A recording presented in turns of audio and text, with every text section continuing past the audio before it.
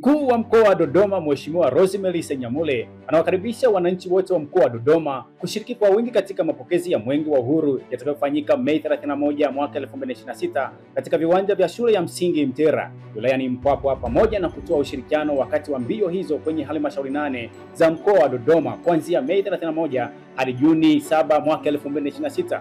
Mwenge wa Uhuru ni alama ya uzalendo, mshikamano, maendeleo na matumaini ya taifa letu, ambapo kupitia mbio hizo miradi mbalimbali ya maendeleo itatembelewa, kuzinduliwa na kuwekewa mawe ya msingi kwa manufaa ya wananchi. Shime kwa wanaume, wanawake, vijana na makundi yote ya kijamii, mnahimizwa kujitokeza kwa wingi kupokea na kusindikiza Mwenge wa Uhuru kwa amani, mshikamano na uzalendo. Tushiriki kwa pamoja kuenzi tunu hii ya taifa letu. Kauli mbiu ya Mwenge wa Uhuru mwaka 2026 ni Tanzania ni yetu sote, tushikamane kwa pamoja kuleta maendeleo.